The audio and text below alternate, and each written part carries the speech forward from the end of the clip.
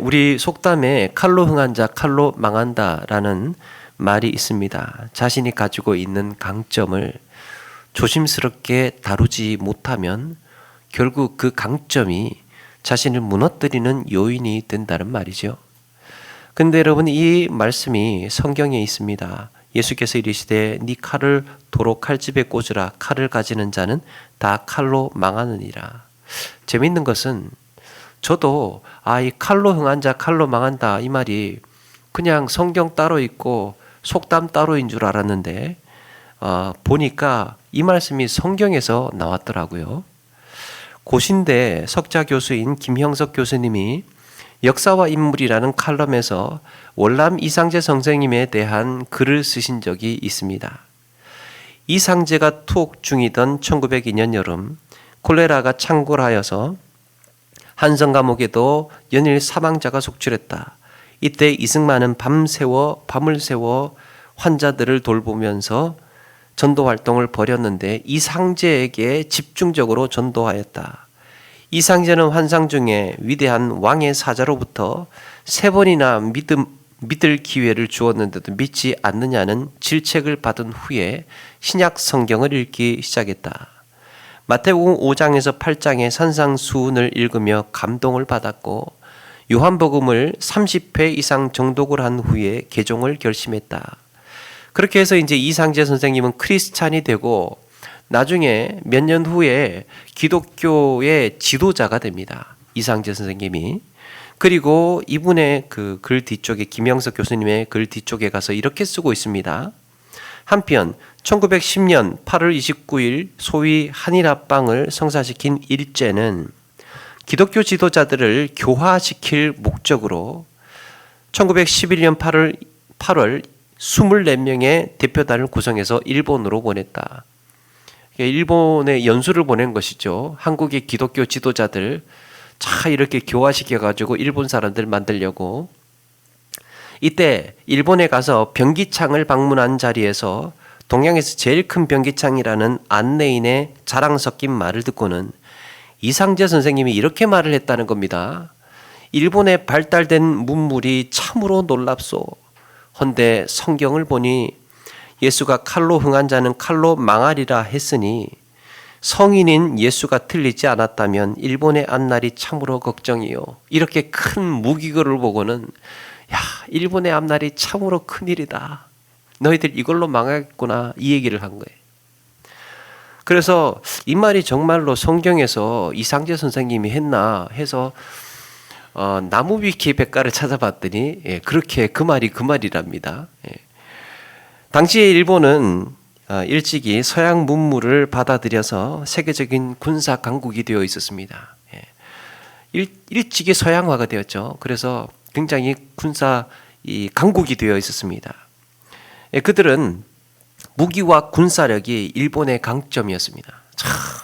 지금 가만히 생각을 해보면 대단한 나라 같아요.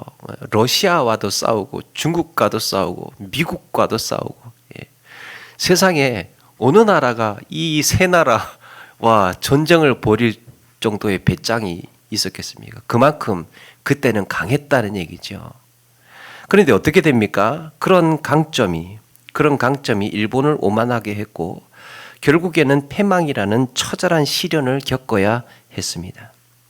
이렇게 때로는 우리가 가진 강점이 우리를 무너뜨리기도 하고 큰 실패의 원인이기도 합니다. 오늘 말씀의 고린도 교인들은 그들이 가진 뛰어난 지식으로 구원의 확신을 가지고 있었습니다. 지식이 뛰어나다 보니 그들이 자유분방한 행실도 나름대로 설명할 수 있었습니다. 나 이거 이제 마음대로 해도 돼. 내 마음대로 해도 돼. 아무거나 먹어도 되고 아무렇게나 내 자유분방한 대로 행동해도 돼. 이렇게 이제 말할 수 있는 지식을 가지고 있었던 거예요. 여러분, 이런 게 참 사실은 무서운 얘기인데 아는 게 범죄를 피해갈 방법을 알게 해줍니다. 아니까 책 잡히지 않으면서도 자기 마음대로 할 수 있는 방법을 사용합니다. 무섭지 않습니까? 이게 그들이 가진 강점이었어요. 바울은 일찍이 고린도 교인들의 강점을 이야기한 적이 있습니다. 1장에 보니까 모든 언변과 모든 지식의 풍족함으로 너희들, 고린도 교인들한테 모든 언변과 모든 지식의 너희들은 풍족한 교회다. 정말 복받은 교회. 그리고 또 모든 은사에도 부족함이 없었다고 이야기를 합니다. 다양한 사람들이 여러 가지 은사를 가지고 있는.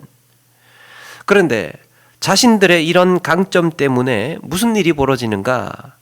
그걸 보던 믿음이 약한 사람들이 시험을 당하고, 말 잘하는 거 보고 지식이 풍족한 걸 보고 자기 마음대로 자유분방하게 하는 그 모습을 보면서 믿음 약한 사람들이 시험 받는 경우가 있더라는 거예요. 우리 나눴지 않습니까?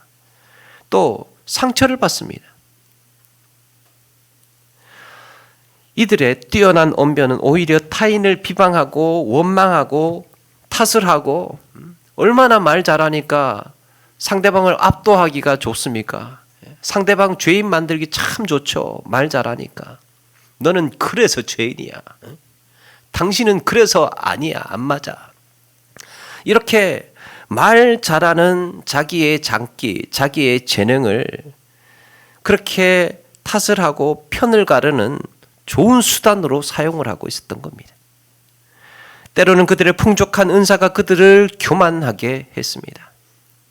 더욱이 구원은 받았는데 아무런 지장이 없다고 해서 오늘 말씀처럼 구원받았다고 해서 뒤로는 은근슬쩍 우상을 숭배하고 우상의 잔치자리에도 참석하고 음행도 저지르고 이런 여러 가지 죄의 위험에 노출되어 있었습니다. 그러면서도 그들은 영적인 긴장감을 가지지 않았습니다. 왜? 구원받았으니까. 신학적으로 성경적으로 아무런 문제가 없어. 이제 자유야, 자유. 이에 대해서 바울은 과거 이스라엘 백성들이 광야에 있을 때 경험했던 사건들을 본보기로 말씀하고 있습니다. 이스라엘 백성들에게 무슨 일이 일어났습니까? 1절에 보니까 형제들아 나는 너희가 알지 못하기를 원하지 아니하노니 우리 조상들이 다 구름 아래에 있고 바다 가운데 지나며 모세에게 속하여 다 구름과 바다에서 세례를 받고 그랬습니다. 이스라엘 백성들은 광야를 지날 때 구름이 그늘이 되어서 행군할 수 있었습니다. 예전에 알카진의 신전이라는 그 요르단에 있는 그 신전을 제가 가봤다는 것 아닙니까? 그 인디아나 존스 영화 배경으로 나오는. 그런데 그날따라 얼마나 덥던지 이거 땡볕에 쓰러지는 게 이런 거구나 싶더라고요. 그쪽 중동 지방이 그렇게 이 밖을 나가면 뜨겁다는 것을 느꼈습니다. 그 선교사님이 웬만하면 그늘로 다니라고, 그늘 있으면 빨리빨리 이쪽 이렇게 그늘로 찾아다니라고 그렇게 이야기를 해줬습니다. 이스라엘 민족이 떼약볕의 광야를 지나면서 구름으로 그늘을 덮어주시지 않았다면, 하나님께서 구름으로 그늘을 덮어주시지 않았다면 그들은 나무 한 그루 없는 광야에서 목숨 부지하기가 어려웠을 겁니다. 우리가 알고 있는 구름 기둥이라고 한다면 그냥 땅에서부터 하늘로 이렇게 솟아오른 그냥 기둥 같은 구름 기둥으로 생각하기가 쉬운데요. 제가 묵상을 하다 보니까 그렇게도 기둥이 되지만 또 이스라엘 행렬이 이렇게 행렬로 이렇게 길게 줄을 서서 가지 않습니까? 그러면 구름이 이렇게 하늘로 해서 이스라엘 그 행렬이 지나는 그것으로 이렇게 위를 잇는 것도 구름 기둥이라고 할 수 있죠. 그래서 그들에게 기둥이 그들에게 이 구름이 그늘 역할을 했던 것입니다. 바울은 이것을 물 아래에 지났다고 해서 오늘 말씀에 세례로 표현하고 있습니다. 세례.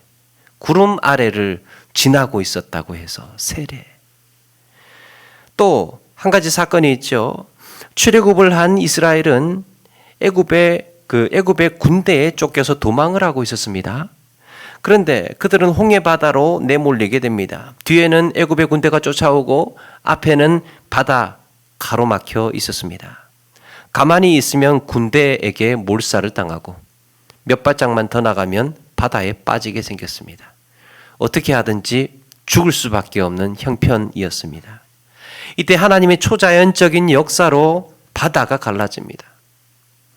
성경은 바다가 갈라져서 마른 땅이 드러나고 양좌우에 물이 벽같이 되었다고 말씀합니다. 물밑을 지난 것이죠. 꼼짝없이 죽을 수밖에 없는 이스라엘 백성들, 그 바다를 지나면서 살게 됩니다. 이것 역시 죽었다가 살아났다는 의미에서 세례라고 말씀하고 있습니다. 그러니까 이스라엘 백성들은 일찍이 이런 세례의 의미를 경험을 했던 거예요. 지금 우리와 같은 세례 똑같은 것은 아니라 할지라도 이 구약 백성들은 이미 그런 사건을 통해서 집단적인 공동체의 세례의 이런 경험이 있었다는 것입니다. 세례가 무엇입니까? 구원의 표죠. 구원의 표. 구원받았다는 표시. 그리고 이번에는 이런 말씀이 있습니다. 3절 4절에 보니까 3절 4절 보면 다 같은 신령한 음식을 먹으며 다 같은 신령한 음료를 마셨으니 광야에서 신령한 음식과 신령한 음료가 무엇입니까? 이스라엘 백성들이 광야에서 신령한 음식을 먹었습니다. 이게 무엇입니까? 만나죠. 만나. 양식 없는 광야에서 신령한 음식이 하늘에서 공급되지 않았다면 이건 역시 죽을 수밖에 없는 형편이었습니다. 또 신령한 음료가 무엇입니까? 신령한 반석에서 터지면서 그 반석에서 물이 솟아났다는 거예요. 오늘 말씀은 이 반석을 가리켜서 예수 그리스도라고 말씀합니다. 그렇다면 바울은 하늘에서 내린 만나 역시 그리스도를 말씀하고 있는 거예요. 그리고 보니까 예수님은 자신을 가리켜서 내가 생명의 물이다, 내가 하늘에서 내려온 생명의 떡이다 라고 말씀하였습니다. 이렇게 신령한 음식과 신령한 음료는 예수님의 살과 피를 상징하는 것이라면 바로 성찬을 암시하고 있었다는 거예요. 이스라엘 백성들, 광야에서 이스라엘 백성들이 만나와 바위에서 터지는, 반석에 터지는 이 생수를 마시면서 뭐를 경험하였다는 겁니까? 성찬을 경험하였다는 겁니다. 이와 같이 광야의 이스라엘 백성들은 죽을 수밖에 없는 형편에서 극적으로 살아났고 세례와 성찬을 경험한 셈이었습니다. 그렇다면 이들 역시 이미 구원에 관한 은혜의 맛을 보았다고 보아야겠지요. 구원의 은혜를 맛보았다고 해야 합니다. 이제 그들은 자신들이 걸어가는 길이 안전하고 무조건적인 용서가 있고 이런 하나님의 한없는 은혜가 있는 모든 삶의 문제에서 이제 자유함을 누리게 되었다고 생각을 한 것입니다. 아, 나 구원받았구나. 이제는 나는 해방되었구나. 나는 이제 자유함을 누리게 되었구나. 라고 생각을 했다는 거죠. 그런데 여러분, 이런 놀라운 은혜의 역사를 경험했음에도 불구하고 은혜의 공급자가 되시는 하나님을 생각지 않고, 이 표현이 중요합니다.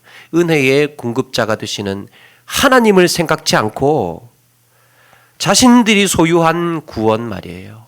자신들이 소유한 구원. 자신들이 누리고 있는 자유. 하나님을 생각지 않고 나는 구원받았단 말이에요. 나는 구원의 자격이 있는 사람이야. 이제 면허증 얻었어. 구원 땄어. 자유를 누리는 사람이야. 이제 나는 하나님의 백성이야. 이런 특권을 가지고 있었다는 거예요. 특권의식을. 이게 내 것이라고 생각을 한 겁니다. 나는 구원받은 사람이지. 아무도 못 건드려. 나는 자유로운 사람이야. 나는 권리가 있어. 그런데 그렇게 생각을 하다가 보니까 오히려 그런 조건들이 그들을 교만하게 만들었고 더 큰 실패의 원인이 되고 말았습니다. 이스라엘 백성들이 무슨 일을 저질렀습니까? 이렇게 세례와 성찬이라는 놀라운 구원의 역사를 경험하고 나서 광야에서 이스라엘 백성들이 무슨 일을 저질렀습니까? 모압 여인들과 음행을 저지르면서 하루에 2만 3천 명이 죽어나가고 가까운 길을 놔두고 먼 길을 돌아간다고 마음이 상해서 하나님의 권위에 도전했다가 오늘 말씀처럼 불뱀에게 물려서 또 수많은 사람들이 죽게 됩니다. 그들은 힘든 고비마다 모세에게 원망을 했고 시내산에서 모세가 내려오지 않자 금송아지를 만들어서 축제를 벌였습니다. 하나님은 여기에 가차없이 혹독한 심판과 징계를 가하셨습니다. 구원받았다고, 하나님의 백성이 되었다고, 이제 우리는 선민이고 이제 해방되었고 자유함을 얻었다고, 그러니까 내 마음대로 해도 돼 라고 생각했던 그렇게 행동했던 사람들 어떻게 했다는 겁니까? 혹독한 심판을 가했다는 거예요. 사도 바울은 지금 이런 사건들이 너희에게 본보기라고 말씀합니다. 너희들도 지금 마찬가지다.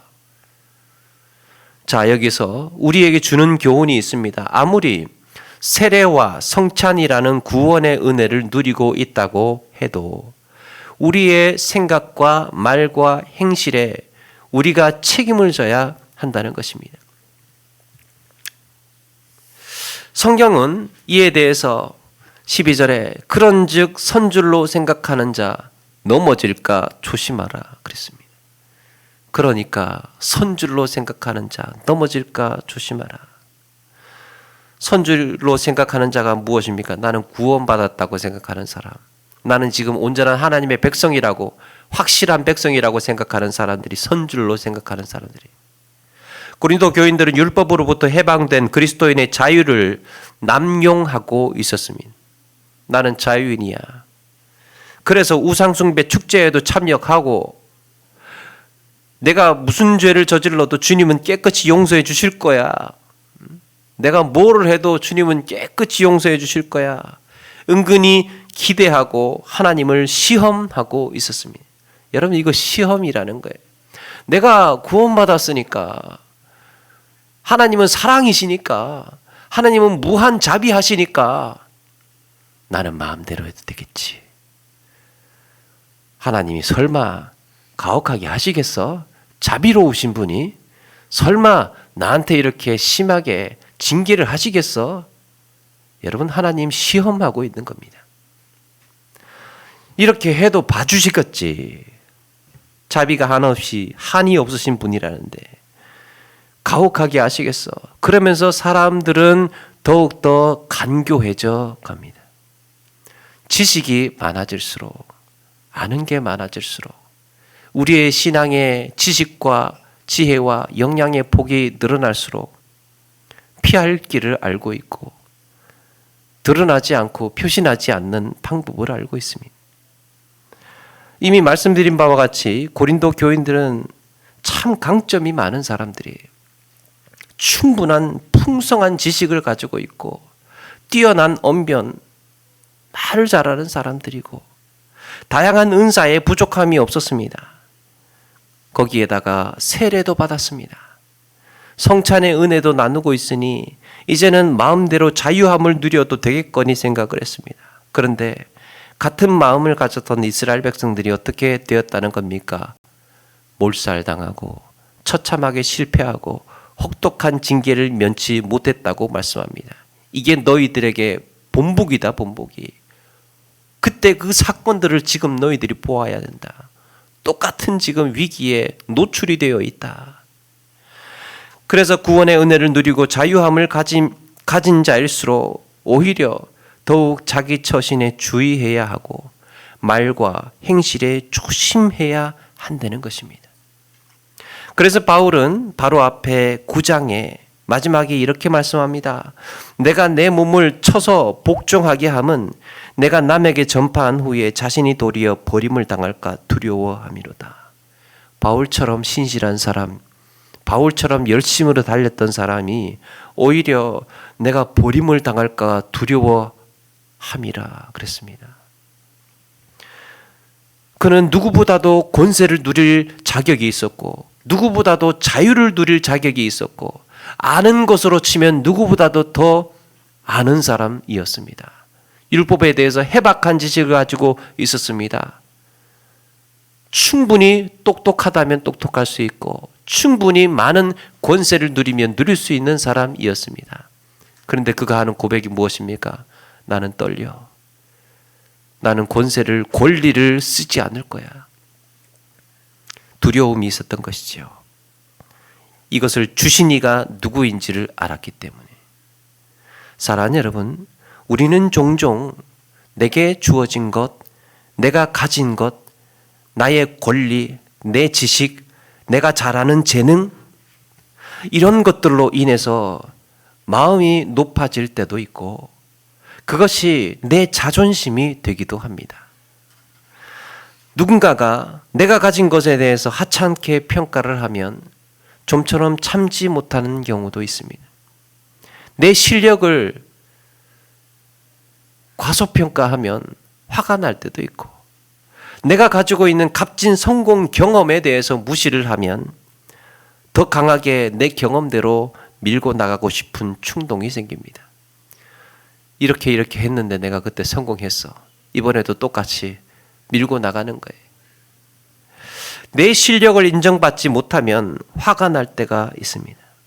그런데 여러분, 우리가 꼭 기억해야 할 것은 이 모든 것을 주신 하나님을 기억해야 합니다. 이게 내 것이라고 생각하면 내가 평가자가 되고 나의 재능, 나의 소유, 나의 건강, 내가 가진 모든 명예와 권리, 이게 내 것이라고 믿으면 내가 평가자가 되고 내가 심판자가 됩니다. 그런데 이것조차도 내가 얻었다고 생각을 하면 좀 더 마음의 여유가 생기고 여기에 대해서 그렇게 크게 집착하지 않을 수 있습니다. 이런 나에게 주어진 소유, 나의 지식, 나에게 주어진 언변, 내게 주신 은사, 내 소중한 경험, 이런 것들을 하나님께서 어떻게 사용하기를 원하실까? 하나님이 어떻게 사용하기를 원하실까? 나의 시간, 나의 권리, 나의 힘이라고 해서 내 마음대로 할 것이 아니라 어떻게 써야 하나님이 기뻐하실까를 고민해야 한다는 겁니다. 하나님이 주신 거니까 많이 주셨든 적게 주셨든 크게 상관하지 않습니다. 나에게 주어진 그대로를 감사하고 거기에 열심으로 해나가면 되는 거예요. 그게 적은지 큰지가 중요하지 않다는 거예요. 그런데 내 것이라고 생각을 하면 비교를 하고 중요해지기 시작을 하죠. 언젠가 말씀드렸죠. 연못가에 살던 개구리가 알을 낳고 올챙이를 기르기 시작을 했습니다. 얘들아 헤엄을 칠 때는 앞다리로 물살을 가르고 뒷다리로는 물을 힘차게 쭉 차도록 해라. 이게 바로 개구리 헤엄이야. 그러면서 이제 세상 사는 방법을 엄마 개구리가 올챙이들한테 알려줍니다. 엄마 개구리는 언제나 올챙이들에게 영웅이었고 세상에서 가장 위대하고 가장 큰 엄마이고 싶었습니다. 어느 날 올챙이들이 뒷다리가 나오고 꼬리가 들어가면서 풀숲에 나가게 됐는데 그런데 세상에 풀숲에서 큰 황소를 보게 됩니다. 깨구리들이 기겁을 하고는 헐레벌떡 달려와서 엄마에게 말합니다. 엄마, 저기 거시기 숲속에 엄청나게 큰 이상한 동물을 봤어요. 엄마가 뭐? 세상에 엄마보다 크다고? 엄마보다 커? 하면서 놀랍니다. 엄마 개구리가 체면 구기기가 싫었습니다. 애들 앞에서. 그래서 배를 잔뜩 불려가지고 부풀립니다. 그러니까 순식간에 배가 빵빵해지죠. 이보다 커? 그럼요. 그보다 훨씬 더 커요. 엄마 개구리가 온 힘을 다해서 숨을 들이마시고는 야야 봐봐. 이거 봐봐. 엄마 봐봐. 이보다 커? 아니 훨씬 더 크다니까요. 그래? 그럼 하면서 다시 온 내공을 다 끌어모아가지고 배를 부풀립니다. 그러다가 엄마가 그만 배가 터졌다는 이야기가 전해지고 있습니다. 엄마라는 이유로 아기 개구리에게 존경받고 언제나 큰 존재이고 싶어 했던 엄마 개구리는 그렇게 끝이 나고 말았습니다. 사랑하는 여러분, 우리는 성경에서도 자신이 강점 때문에, 그 자신의 강점 때문에 무너진 사람들 쉽게 접할 수 있습니다. 애굽의 바로 왕이 그랬고, 삼손은 자신의 힘 때문에 비참한 최후를 맞이합니다.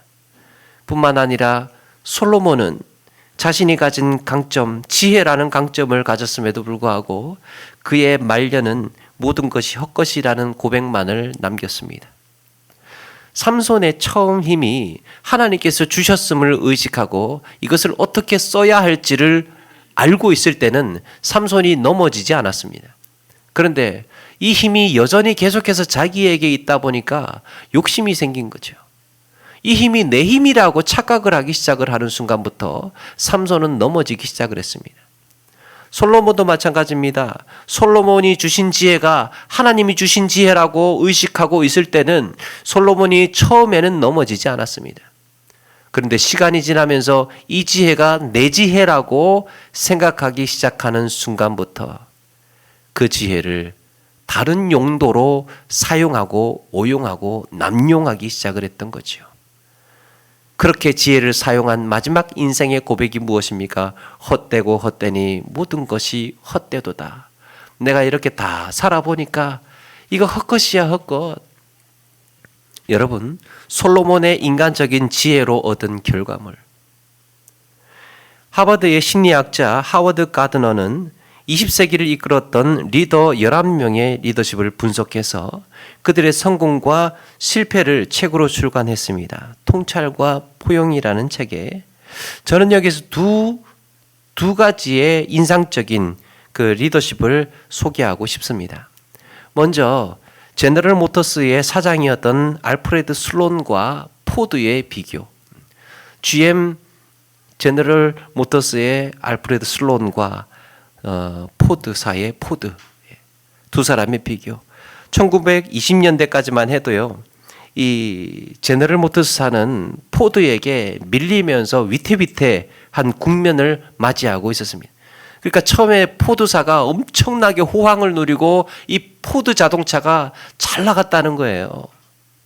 그런데 GM의 알프레드 슬론이 이 사장을 맡게 되면서, GM의 사장을 맡게 되면서 분위기가 반전이 됩니다. 이 슬론이 어떻게 했느냐? 다양한 가격대의 용도에 맞게 차를 세분해서 만들었다는 거예요. 시장의 변화에 유연하게 대처를 한 겁니다. 고객들의 필요가 무엇인지, 어떤 차를 원하고 있는지, 어떤 기능이 들어간 차를 원하고 있는지 거기에 소비자층을 세분화해서 연구해가지고 거기에 필요한, 소비자들이 필요한, 수요가 필요한 차를 만들었다는 거예요.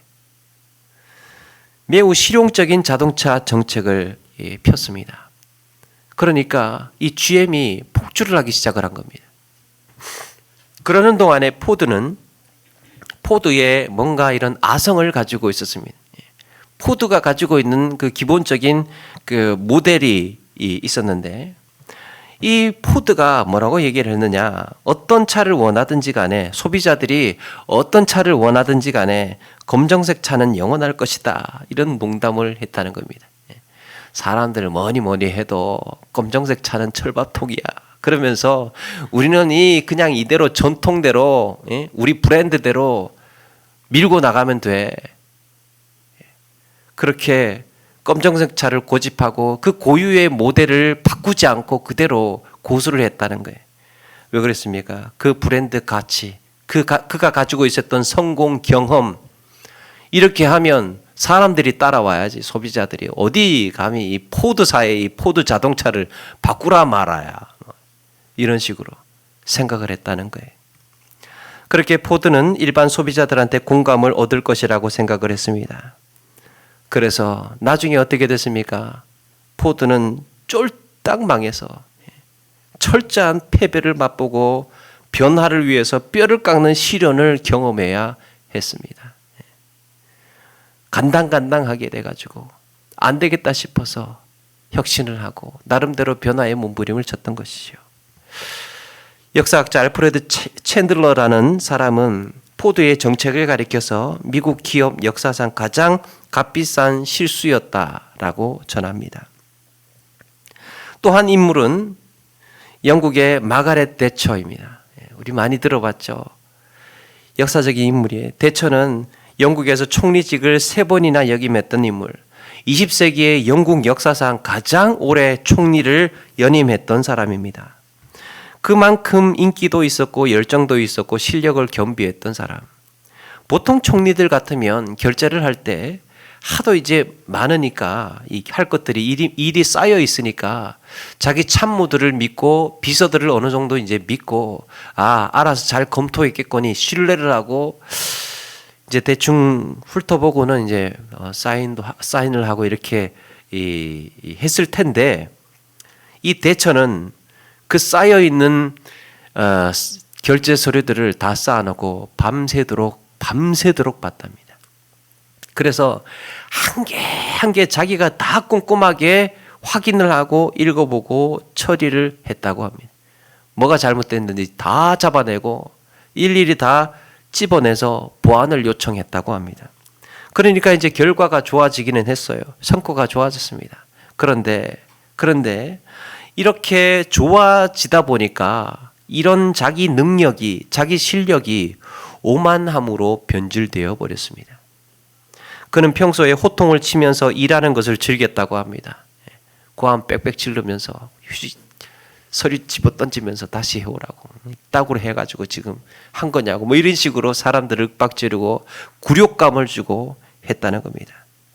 항상 승리하기를 원했고 어떤 의견에서든지 어떤 충돌에서든지 논쟁에서든지 반드시 승리하기를 원하는, 반대파에게 굴욕감을 주면서 공개적으로 이 자기가 승리했다는 것에 만족감을 느끼고 즐기는 것 같았다라고 증언하고 있었습니다. 그녀는 어떤 사안에 대해서 일단 마음을 정하면 다른 사람들의 설득이 할 필요가 없는 듯이 행동했다고 합니다. 나 마음 정했어. 그러니까 다 따라와 하는 식으로 나갔다는 것이죠. 이에 대해서 이 책의 저자 하워드 가드너가 이렇게 평가를 합니다. 그녀가 자신에게 비판적인 사람들과 소통 가능한 경로를 만들고자 했다면 1980년대 말에 발생한 정치적인 소용돌이에 헤어나올 수 있었을 것이다. 비판적인 사람들과 소통이 가능했다면 그가 이렇게 혼란의 도가니에서 힘들어하지는 않았을 것이다. 그런데 이런 얘기도 합니다. 대처가 그렇게 강한 성품을 갖고 있지 않았다면 그는 이런 권좌에 오르지 못했을지 모르고, 설사 권력을 집권을 하더라도 국민들의 관심과 에너지를 자신이 원하는 방향으로 유도하지 못했을 것이다. 이런 강한 성품 때문에, 이런 실력과 이런 자기의 열정과 의지 때문에 총리가 될 수 있었을 것이다. 그러면서 마지막에 이런 이야기를 합니다. 마지막 구절이 참 인상적입니다. 결국 그녀에게 성공을 안겨준 요인들은 실패를 초래한 요인이 되기도 한다. 자기가 성공했던 요인이 또 한편으로는 실패의 요인이 되었다는 거예요. 우리에게 강한 것, 내가 잘하는 것, 내가 가지고 있는 재능, 내가 가지고 있는 소유, 또 내가 가지고 있는 지식, 내가 가지고 있는 달란트, 이것이 나를 성공시킬 수 있는 중요한 강점으로 일하라고 하지 않습니까? 중요한 요인이 되기도 하지만 이것이 자칫 잘못했을 경우에는 한없는 나락으로 떨어지는 바로 실패의 요인으로도 작용을 한다는 겁니다. 여러분, 강자는, 정말 강한 사람은요, 어떤 책에 보니까 자기가 강하다고 생각을 하지 않는답니다. 강한 사람은 자기가 강자라고 생각을 하지 않는데요. 지식이 정말 탁월한 사람은요, 진짜 똑똑한 사람은 자기가 똑똑한 줄 모른답니다. 위대한 업적을 이루어낸 사람들 중에, 위대한 업적 이루어낸 사람 중에 잘 넘어지지 않았던 사람들의 공통점은 자신이 뭐 대단한 일을 했다고 생각하지 않는다는 점이에요. 그건 뭐 그냥 내가 원래 나한테 주어진 일 하다 보니까 하게 된 것이지. 그건 뭐 대단하다고. 진짜 대단한 사람은요. 이 일 그렇게 큰 일 해놓고도 어떻게 사람이 저런 위대한 일을 해놨지 하고도 그냥 그런 사람들은 그렇게 크게 생각하지 않는다는 거예요. 우리는 여기에서 한 가지 아이디어를 얻을 수 있습니다. 선한 일을 하고 나서 자기가 선한 일을 했다고 여기지 않는 것. 정직하게 행동을 하고 정직하게 말하고 나서 그게 너무나 당연한 일이기 때문에 그게 뭐 정직하게 말하는 게 뭐가 대단한 일이라고. 착한 일 하는 게 뭐가 대단한 일이라고. 선한 일 하는 게 이게 뭐가 대단한 일이라고 생각을 해야 그게 자기라는 거예요. 정직한 자기. 선한 행실을 하는 자기. 그것으로 내가 선심을 했다고 생각하지 않습니다. 장한 일이라고 느끼지를 않습니다. 당연하게 느끼는 것. 그게 자기예요. 그래서 여러분, 인정받기를 원하지도 않고 누군가가 알아주기를 원하지도 않습니다. 알아주든 안 알아주든 상관없습니다. 원래 그게 자기이기 때문에. 나는 내 할 일을 했기 때문에 크게 마음 쓰지 않습니다. 그런데 여러분, 넘어지는 사람은 어떻습니까? 내가 말이야, 이렇게까지 내가 해주고, 이렇게까지 내가 양보해주고, 내가 이렇게 배려를 해줬는데, 내가 이렇게 지금 정직하게 당신한테 대해줬는데 말이야. 내가 이렇게 참아줬는데. 갑자기 그 생각 나네요. 내 마음을 안 받아주면 깡패가 될 수밖에 없어. 그러지 않습니까? 예? 그 원래 깡패였던 거예요. 원래. 그동안 척하고 있었던 겁니다. 정직하게 말해준 것에 대해서 인정받고 싶어하고 착한 일을 행한 것에 대해서 내가 인정받고 싶어하고 내가 가지고 있는 것에 대해서 사람들이 박수를 보내고 칭찬을 보내기를 원하고 이렇게 참아주고 내가 이렇게 물러서고 이렇게까지 호의를 베풀어 주었는데도 이걸 인정해 주지 않는다라는 말은 무엇이냐? 내가 정직하게 행함으로 해서 정직하게 인정받고 싶은 욕구가 있었던 겁니다. 내가 이런 권리를 가지고 있었는데 이런 권리를 인정받고 싶은 이 욕심이 있었던 거예요. 그러니까 그런 경우는 원래 그런 사람이 아니었던 겁니다. 정직한 척을 하였었고 가지고 있는 척을 하였었고 재능이 있는 척을 하였던 거죠. 자기 것이 아니었던 겁니다. 사랑하는 여러분, 우리는 여기서 한 걸음 더 나아가야 됩니다. 내가 가진 자질, 내가 가진 조건이나 성공이나 힘과 능력, 나의 말과 행실 이 모든 것보다 하나님은 과연 이것을 어떻게 쓰시기를 원하실까? 하나님의 뜻은 무엇일까? 그런 고민이 우리를 성장시켜 갈 것이고 더욱 크고 위대한 그리스도인으로 세워가게 될 줄로 믿습니다. 주신 하나님을 생각해야 돼요. 나의 강점이 교만의 도구, 내 탐욕의 도구가 되지 않도록 내 강점이 그렇게 유의하는 가운데에 신실한 성도의 삶으로 살아가는 우리 모두가 되기를 소망합니다. 말씀을 마칩니다. 예수님의 십자가의 길은 예수님의 강점으로 이루지 않으셨습니다. 오히려 철저히 무능해 보이셨고 무기력해 보였습니다. 사탄은 예수님에게 너의 강점을 보이라고 유혹해 왔습니다. 돌을 들어서 떡덩이를 만들어 보라. 높은 곳에서 한번 손쉽게 뛰어내려 보라고 했습니다. 그러나 주님은 철저히 이 모든 것을 말씀으로 반응하면서 하나님의 뜻대로 이루어지기를 원했습니다. 정말 생각 같아서는 예수님의 속된 말로 성질 같아서는 이 인간들, 이 악한 세상을 한 번에 다 뒤집을 수 있었지만 하나님의 방법을 원했던 것이죠. 자신의 능력과 자신의 강점보다 하나님의 뜻인가, 이것이 하나님이 원하시는 방법인가에 주목했습니다. 여러분, 우리의 반응이 그래야 될 것 같아요. 우리의 성품도 그래야 될 것 같습니다. 철저한 온유와 겸손, 물러섬, 엎드림의 방법, 신실함과 순종의 방법.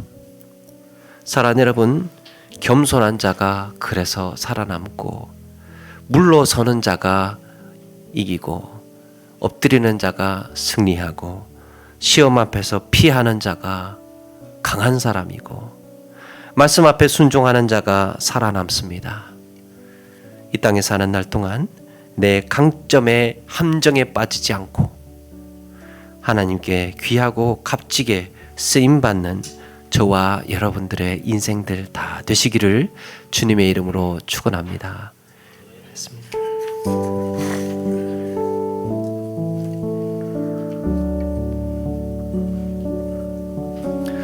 고단한 인생길 힘겨운 오늘도 예수 내 마음 아시네. 지나간 아픔도 마주할 세상도 예수 내 마음 아시네. 하루를 살아도 우리 찬양하는 가운데 준비한 예물 드리겠습니다. 예수 내 맘께 하시네. 후회도 염려도 온전히 맡기리. 예수 늘 함께 하시네. 믿음에 눈 들어 주를 보리. 이 또한 지나가리라. 숨어진 내 삶의 시간 속에 주의 뜻 알게 믿음의 눈 들어 주를 보리. 믿음의 눈 들어 주를 보리. 이 또한 지나가리라. 주어진 내 삶의 시간 속에 주의 뜻 알게 하소서. 제가 기도하도록 하겠습니다. 사랑과 은혜가 충만하신 하나님 아버지, 우리의 삶 가운데 내가 가지고 있는 재능과 또 실력과 지혜와 지식,